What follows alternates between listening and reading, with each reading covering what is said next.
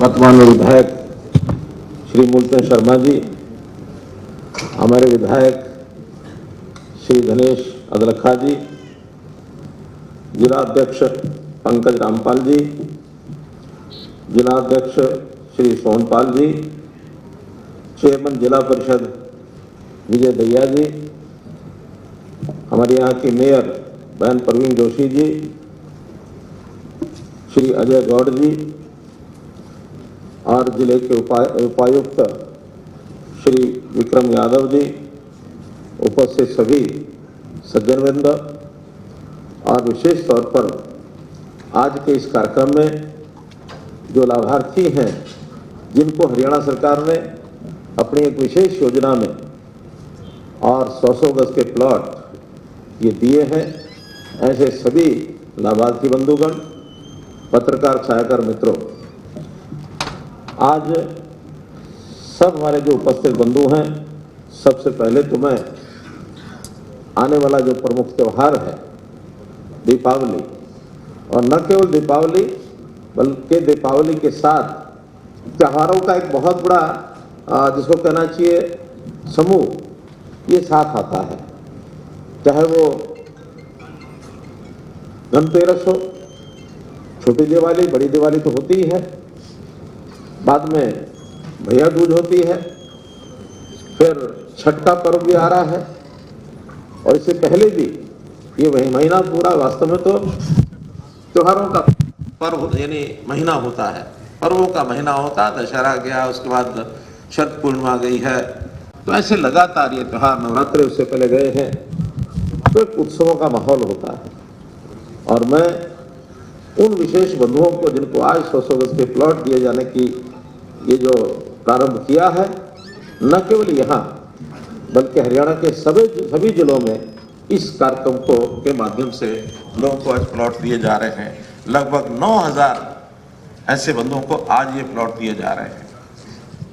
तो इन 9000 बंधुओं को खास तौर पर दिवाली के त्यौहार के रूप में, दिवाली के भेंट के रूप में ये प्लॉट मिले हैं, इनकी दिवाली बन रही है, इनको सबको बहुत बहुत बधाई।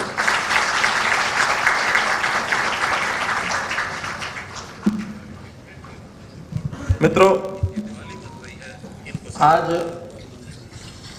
वर्तमान सरकार, जो हमारी नायब सरकार जो कहें, 1 वर्ष पूरा हो गया है।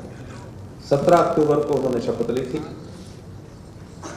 और ये भी आपको ध्यान में है कि उससे पहले 2 साल मनोहर सरकार भी रही है, और उस नाते से 3 साल का कार्यकाल हुआ है, न कि 1 साल का, यानी 10 साल पहले रही और 1 साल, ये 11 साल का कार्यकाल हो गया है। तो 11 साल के कार्यकाल में भारतीय जनता पार्टी की सरकार ने प्रदेश में, और ऐसी 11 साल की सरकार मोदी जी की, उन्होंने केंद्र में बहुत बड़े नए आयाम खड़े किए हैं, और नए आयामों में कई प्रकार की व्यवस्थाएं बदली हैं, सिस्टम्स बनाए हैं, और कई तरह की सेवाएं गरीब जनता को ये खास करके दी है। तो उन्हीं सेवाओं का एक प्रकार ये है कि जब आज, जैसा मैंने बताया कि 9000 ऐसे प्लॉट धारकों को, और ये जो मकान और जो प्लॉट दिए जा रहे हैं, ये इन सबको बधाई के साथ साथ मैं ये भी कहूँगा कि प्रधानमंत्री आवास योजना एक ऐसी योजना है जो सारे देश में ऐसे गरीब परिवारों को पिछले 6 साल से और मकान बनवाने के लिए राशि देने का काम शुरू किया हुआ है। 6 साल में जो कुल घोषणाएं हुई हैं, 3 और 4 7 करोड़ मकान दिए जाएंगे। इसमें ये 6ठा वर्ष है, आगे आने वाले 4 वर्ष में भी इन सब को मिलाकर के 10 वर्ष के अंदर 7 करोड़ मकान दिए जाने हैं। 7 करोड़ लोगों को जिनके सिर पर छत नहीं है, उनको मकान मिलना अपने में एक बहुत बड़ी बात है। यानी घर का सपना आदमी का कितना बड़ा होता है। जिनके पास थोड़ा पैसा होता है, वो अपने पास से जोड़ते हैं, जोड़ करके कब मकान लेने की स्थिति बने उसकी इंतजार भी करते हैं। कहीं ना कहीं बैंकों से लोन भी ले लेते हैं। जो स्थिति में होते हैं, जिनकी आय अच्छी होती है, वो अपने ढंग से अपना मकान की तैयारी करते हैं। लेकिन जिनकी आय अच्छी नहीं होती है, ये दायित्व बनता सरकारों का है कि सरकार उनको जो है मकान कैसे उपलब्ध कराए।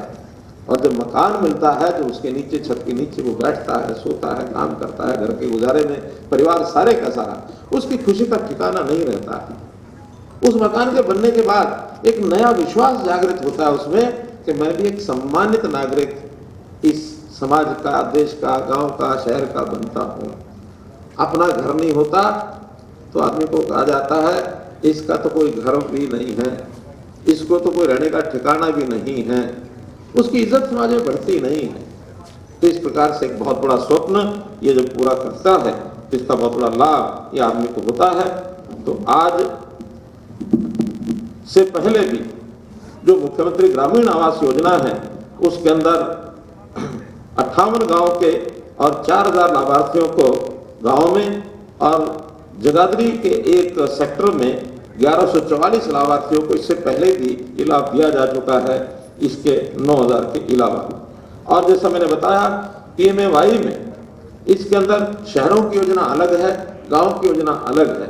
शहरों में थोड़ा खर्च ज़्यादा आता है, इसलिए वहाँ राशि भी थोड़ा ज़्यादा मिलती है। लगभग 2.5 लाख रुपया इस नई योजना में शहरों में सरकार की ओर से मिलती है। ऐसे ही 1.5 लाख रुपया ग्रामीण क्षेत्र के अंदर सरकार की ओर से मिलता है, क्योंकि गांव में लोगों के पास अपने प्लॉट नहीं होते, इसलिए हरियाणा सरकार ने अलग से प्लॉट की व्यवस्था की है कि जिनको प्लॉट मिल जाएंगे इसके बाद 1.5 लाख रुपया और मिला करके और इनके मकान के बनाने की व्यवस्था ये भी जो है बनाई जा सकेगी। तो इस प्रकार ये काम किया जा रहा है। केवल मित्रों ये जो मकान बनेंगे, इस मकान में केवल ईंट और गारे इसके मकान नहीं, बल्कि साथ साथ जो और सुविधाएं भारत सरकार और प्रदेश सरकार दे रही है उसके अंदर हर एक घर का शौचालय बने, क्योंकि शौचालय की बड़ी आवश्यकता महसूस जो गांव में की जाने लगी। यदि आभास आपको ध्यान में आया होगा 2014 में जब प्रधानमंत्री जी ने लाल किले से घोषणा की थी कि देश में गांव हो चाहे शहर हो उसको ODF ये बनाना है, अर्थात खुले में शौच न जाए, इस प्रकार का ओपन डेफिकेशन फ्री ऐसा करके इसकी संज्ञा दी गई और इसके लिए बहुत प्रयत्न किया गया। उसमें लोगों ने कहा कि प्रधानमंत्री ने इतनी छोटी बात और ये लाल किले से कहने की क्या आवश्यकता थी, लेकिन उनको ये पता नहीं करोड़ों परिवारों की हमारी माताएं, बहनें, बेटियां, इनको खुले में शौच जाने में कितनी कठिनाई रहती थी।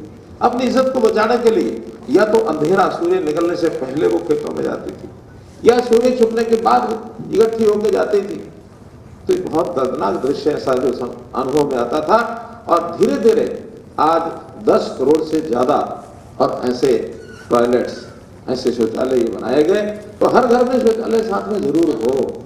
शौचालय की तो शर्तें हमने ऐसे ऐसे समय पर भी रख दी कि घरों में शौचालय है कि नहीं है। आपको ध्यान में होगा हरियाणा में जब पंचायती राज की लड़ने की शर्तें रखी गई उसमें एक शर्त ये भी रखी थी कि जिसके घर में टॉयलेट शौचालय नहीं है वो चुनाव नहीं लड़ सकेगा। इससे बड़ी गंभीरता की और बात क्या हो सकती है। 10 बातें और भी रखी थी। पढ़ी लिखी पंचायतें होनी चाहिए, किसी के ऊपर कोई कर्ज नहीं होना चाहिए, कोई केस नहीं होना चाहिए। लेकिन ये शर्तें कभी कोई सोचता नहीं था कि समाज के जीवन स्तर को ऊंचा उठाना। हर घर के अंदर बिजली देने की बात, क्योंकि और संयोग से बिजली का डिपार्टमेंट मेरे पास है, तो हमने प्रधानमंत्री जी के आह्वान पर देश का कोई गांव ऐसा नहीं है जहां बिजली न पहुंची हो, सब में बिजली पहुंची है। कोई घर ऐसा नहीं बचेगा, अभी कुछ घर हैं शेष 80-90 हजार ऐसा माना जा सकता है जहां दूर दराज में अभी शायद घर के अंदर बिजली नहीं पहुंची हो, लेकिन वहां भी मुफ्त सूर्य घर बिजली योजना ये प्रधानमंत्री जी ने योजना शुरू की है कि दूर तक अगर पावर डिपार्टमेंट नहीं भी पहुंचाएगा तो उसके घर में सूर्य के रोशनी से तो बल्ब जलाया जा सकता है। तो कोई घर ऐसा नहीं बचने देंगे जिसके घर के अंदर बिजली न पहुंची। हर घर में चूल्हा, गैस का चूल्हा पहुंचाना, ये भी देश का कोई घर ऐसा नहीं बचना चाहिए जिसमें आज भी चूल्हे पर लकड़ी, कोयला, मिट्टी का तेल जलता होगा, नहीं जलने देंगे। हमने हरियाणा में तो शुरू के 4 साल में 2016-17 में ही घोषणा की थी कि मिट्टी का तेल किसी गांव में नहीं होगा।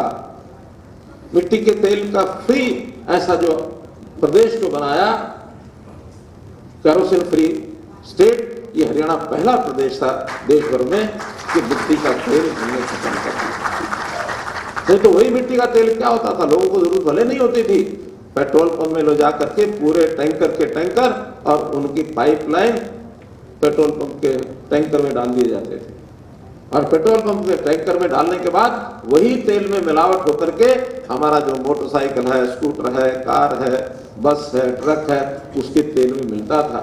और उससे क्या होता था, उसका प्रभाव इंजन के ऊपर पड़ता था, इंजन की आयु आधी हो जाती थी।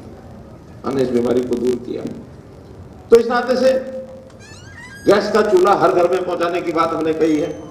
पानी की टूटी हर घर में, हर रसोई के अंदर नल और नल से जल, ये अभियान भी शुरू कर दिया है। आज देश का, खास करके हरियाणा का, तो कोई ऐसा घर नहीं है जिसके घर के अंदर अब नल नहीं हो और नल में जल नहीं हो, कोई घर ऐसा नहीं है।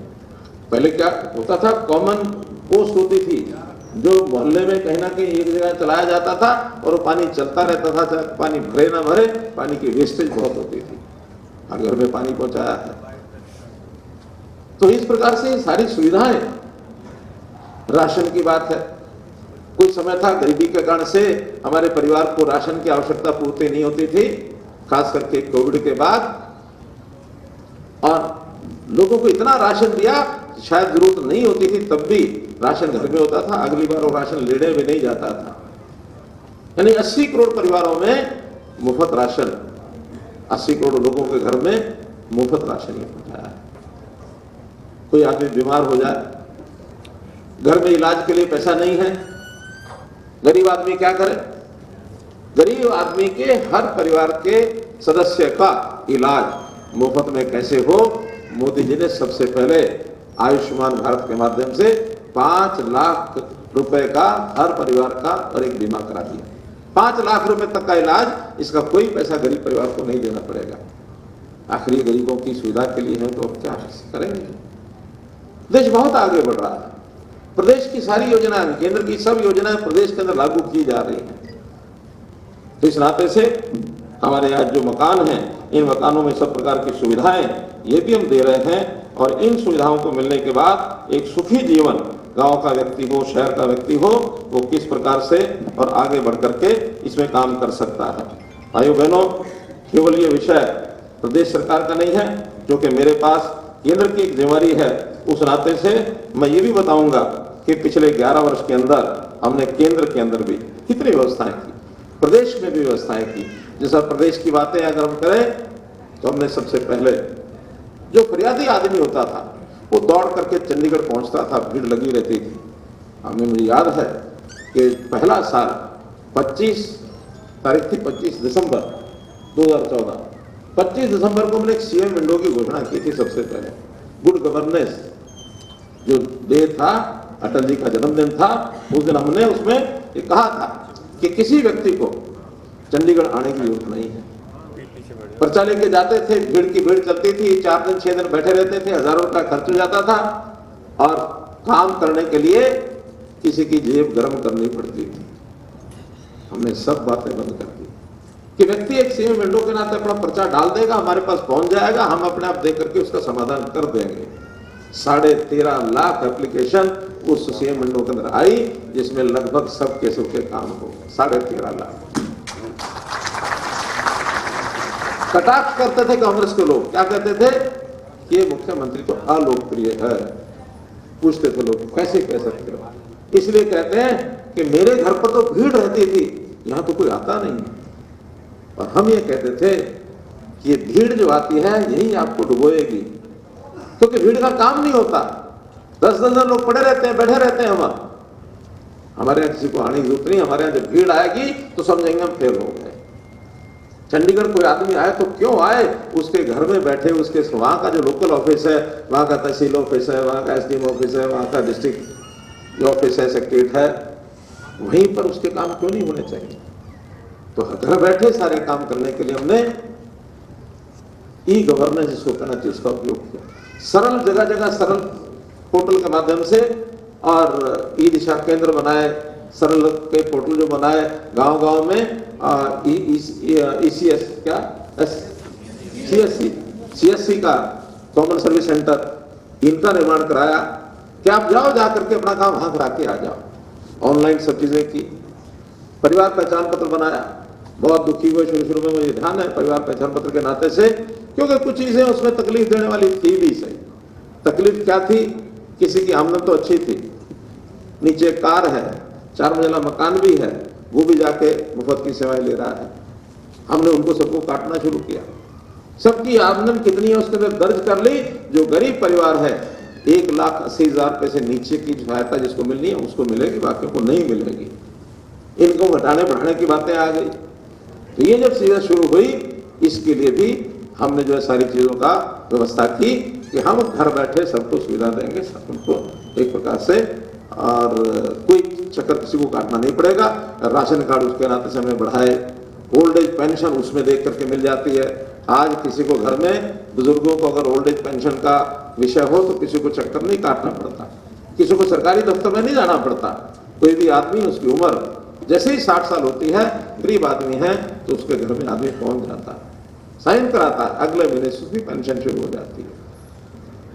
सर्टिफिकेट तरह तरह के लेने होते थे, चक्कर काटते थे। दिव्यांग है घर के अंदर कोई, उसका दिव्यांग का सर्टिफिकेट 1 मिनट में उसको मिल जाता था, क्लिक करता था, मिल जाता था।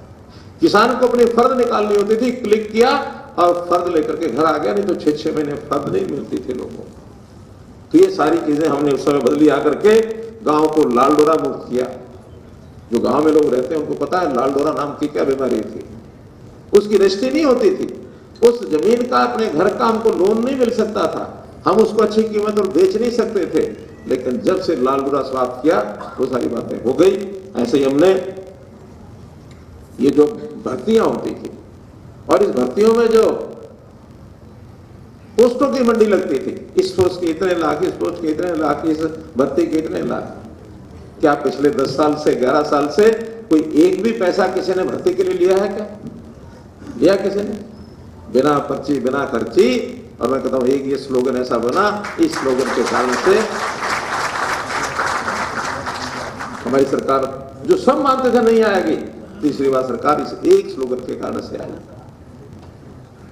मित्रों, हमने भ्रष्टाचार के ऊपर भी चोट की, और भ्रष्टाचार तो आज के समय में कह सकता हूं कि कैसे चर्चा का विषय बना।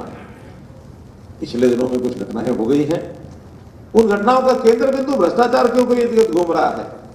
लोगों ने उस लड़ाई को राजनीतिक रंग देने की बात कही, लोगों ने उस विषय को जातिगत विषय पर ले जाने की बात कही। मेरा कहना कि ये सारी समस्याओं का जड़ ये भ्रष्टाचार है। इस भ्रष्टाचार पर चोट मोदी सरकार करेगी, भारतीय जनता पार्टी की हर प्रदेश की सरकार करेगी। हरियाणा में भी 0 टॉलरेंस फॉर करप्शन, इसको हम पहले भी लाए हैं, आगे भी लाएंगे। कोई बड़े से बड़ा व्यक्ति होगा भ्रष्टाचार नहीं करेंगे। हाँ, अन्याय भी किसी के साथ नहीं होगा। कुछ लोग शंका करते हैं इसके कारण से कोई अन्याय किसी पर ना हो जाए। अन्याय किसी के साथ नहीं होगा, सबको न्याय मिलेगा। तो बहुत बड़े बड़े मंसूबे लेकर के मित्र आज हम चल रहे हैं। हमने ऑनलाइन ट्रांसफर की बात भी की है। शहरों में भी स्वामित्व 20-20 साल के जिनके कब्जे थे उनको दुकानें दी गई हैं, उनको मकान दिए गए हैं। तो ये सारे काम घर बैठे कैसे होते हैं, विषय तो केंद्र सरकार के नाते और डिपार्टमेंट के नाते और भी बहुत रखे जा सकते हैं। लेकिन मैं देख रहा हूं कि समय से पहले ही हमको 11:30 का समय दिया गया था, लेकिन ऑनलाइन 11:25 पर ही जुड़ गए। हमारे 5 मिनट काट लिए हैं, वो 5 मिनट मुख्यमंत्री जी को सुनने के लिए छोड़ते हैं। बहुत बहुत धन्यवाद, बहुत बहुत आभार।